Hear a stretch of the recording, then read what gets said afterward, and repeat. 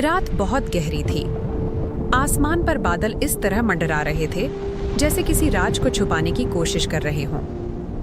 हवा में अजीब सी ठंडक थी और कब्रिस्तान के दरख्तों की टहनियां हवा के साथ सरसराती हुई किसी अनजानी दास्तान का हिस्सा लग रही थी। ऐसा महसूस हो रहा था जैसे हर पत्ता कोई छुपी हुई बात फुसफुसा रहा हो। ये कहानी है फहद की। फहद एक आम सा नौजवान था, लेकिन उसका दिल दुनिया की चमक दमक में कुछ ज्यादा ही खो चुका था। दौलत, ताकत और लोगों पर रौब जमाना, यही उसकी जिंदगी का मकसद बन चुका था। वो समझता था कि पैसा ही सब कुछ है। उसे यकीन था कि अगर उसके पास दौलत है तो कोई उसका कुछ नहीं बिगाड़ सकता।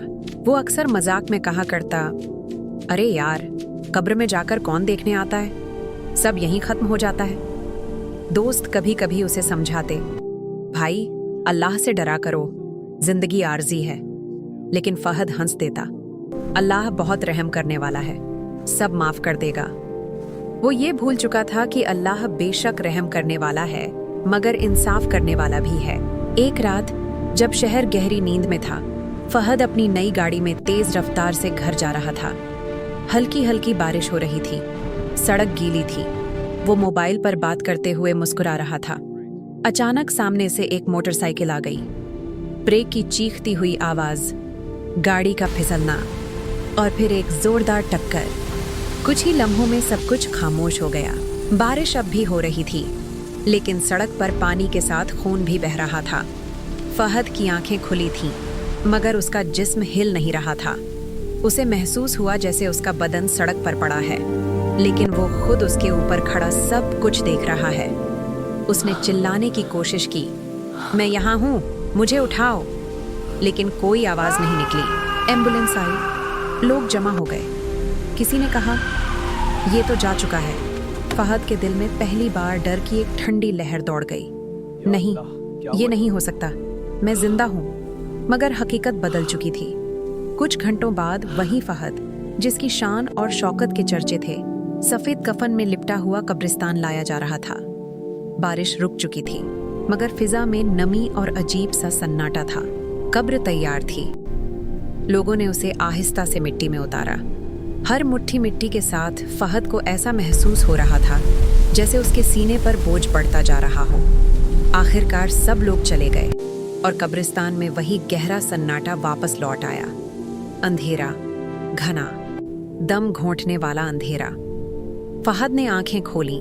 उसे एहसास हुआ कि वो बहुत तंग जगह में लेटा है। सांस लेना मुश्किल हो रहा था। मिट्टी की बू, नमी और खौफ सब एक साथ उस पर हावी थे। उसने हिलने की कोशिश की, मगर जगह बहुत कम थी। अचानक उसे दूर से फुसफुसाहट की आवाज सुनाई दी, पहले धीमी, फिर धीरे धीरे तेज होती हुई। फहद, वो कांप उठा। कौन है? कौन है वहां? कोई दिखाई नहीं दे रहा था, मगर आवाजें करीब आ रही थीं।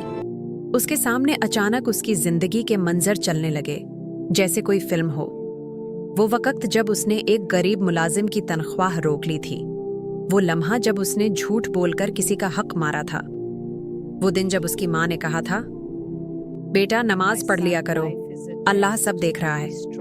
और उसने जवाब दिया था, अम्मी अभी टाइम नहीं है।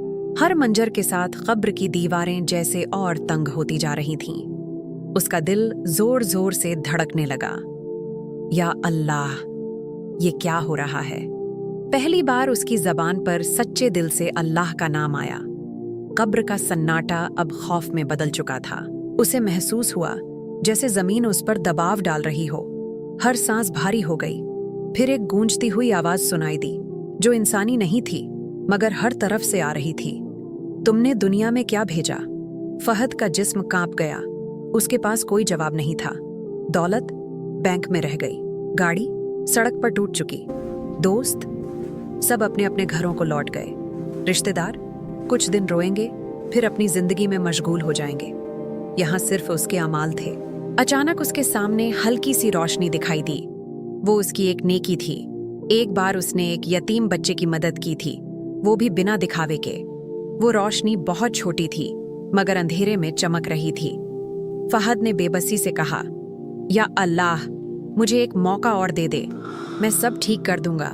मैं तौबा कर लूंगा, मैं किसी का हक नहीं मारूंगा, मैं नमाज पढ़ूंगा, मैं तेरे रास्ते पर चलूंगा। मगर वक्त खत्म हो चुका था। कब्र के अंधेरे में एक खौफनाक हकीकत साफ हो गई।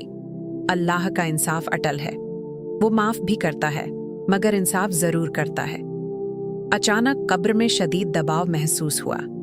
फहद को लगा जैसे उसकी पसलियां आपस में मिल रही हों। वो चीखना चाहता था, मगर आवाज नहीं निकल रही थी। उसे एहसास हुआ कि दुनिया में जिस गुरूर के साथ वो चलता था, आज वही गुरूर मिट्टी में मिल चुका है। कब्र का सन्नाटा उसके कानों में गूंज रहा था। और फिर दूर कहीं से अजान की आवाज आई, अल्लाहू अकबर।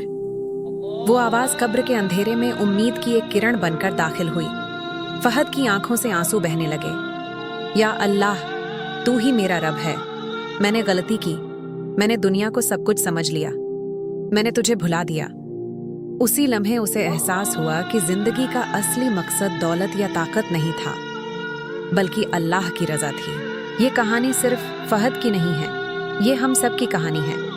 हम सब दुनिया की चमक में खो जाते हैं। हम समझते हैं कि वक्त बहुत है। हम सोचते हैं कि तौबा कल कर लेंगे, नमाज बाद में पढ़ लेंगे, हक बाद में अदा कर देंगे। मगर मौत अचानक आती है।